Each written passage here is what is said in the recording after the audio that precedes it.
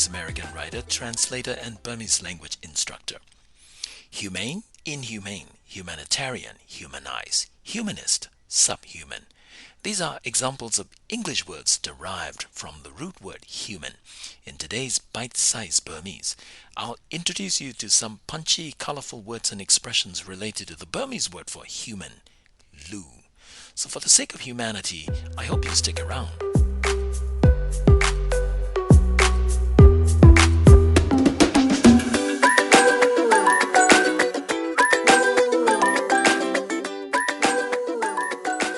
Let's start with the phrase lu sande. Lu sande. This is a compound phrase made up of lu for human and the verb sande. Sande means to be consistent with or to exhibit all the characteristics of something. For example, someone who usually wears traditional Burmese outfits, observes Burmese cultural norms, and speaks in classic Burmese fashion might be described as Pama Sande. Pama Sande, to be quintessentially Burmese. Kit is the word for age or era, usually described the present time. So Kiss Sunday is to act and behave in line with the modern times, the present era, progressive, to be modernized, the opposite of old-fashioned. Old-fashioned will be She Sunday, to be consistent with old times. Back to Lu Sunday.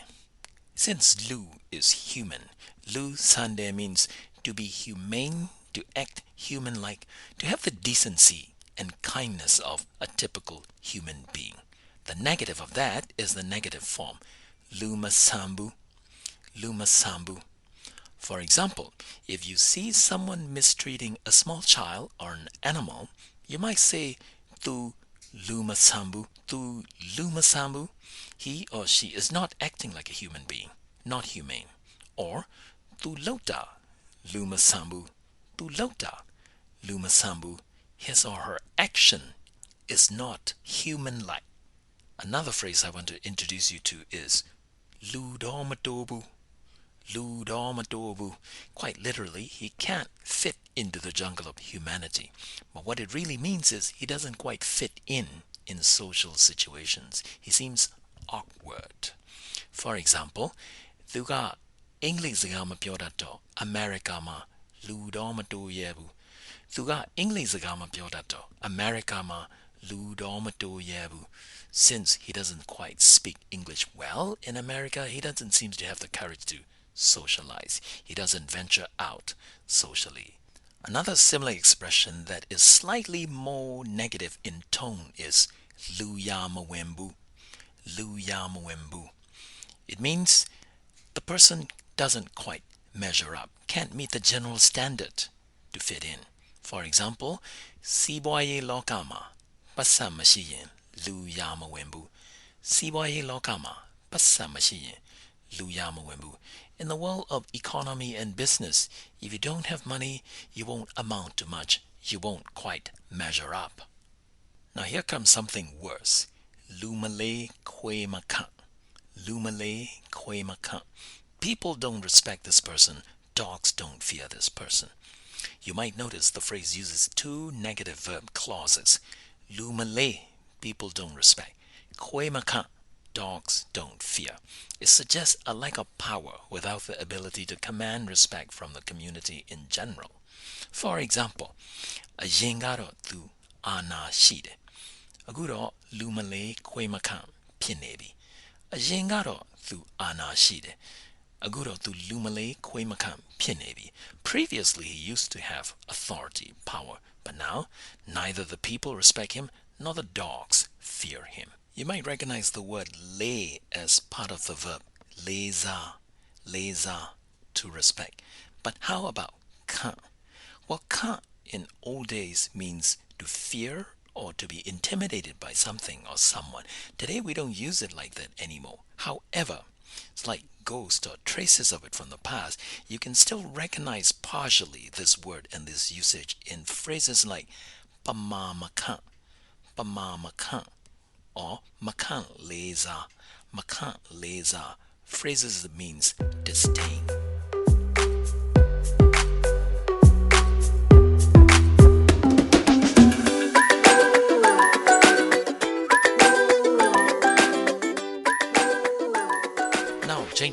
for something more auspicious.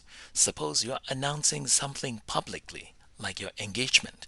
You want everyone to be aware of it. Then you might describe it with the adverb clause, လူသိရှင်ကြား. လူသိရှင်ကြား. လူသိ means the people know it. ရှင်ကြား means the monks will hear about it.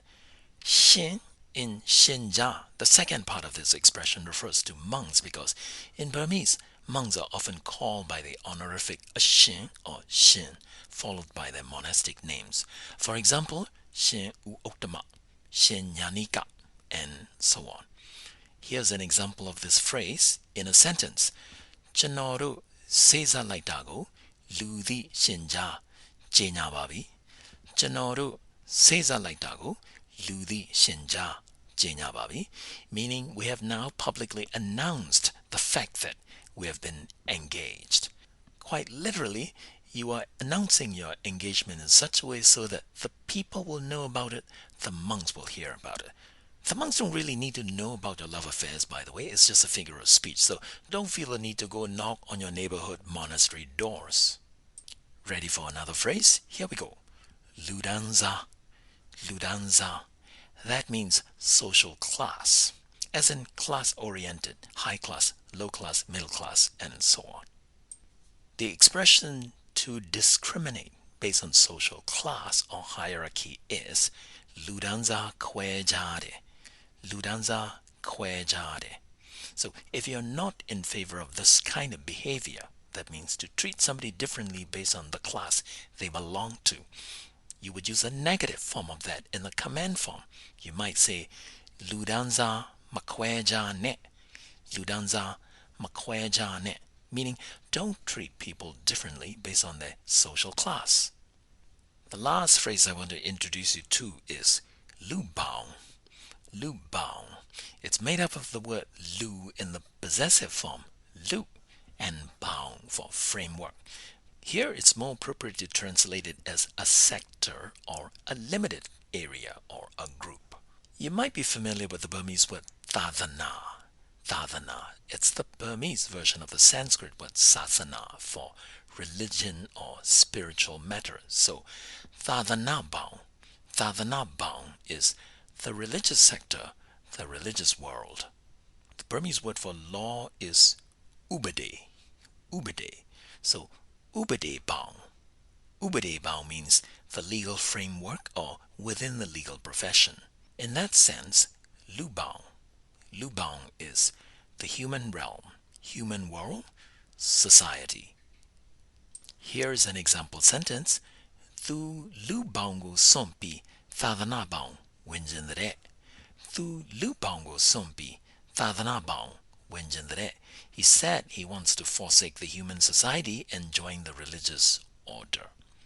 Well, I think I should stop here before you get tired of humanity. Until next time, have fun learning Burmese. This is Kenneth Wong. Now, see you later.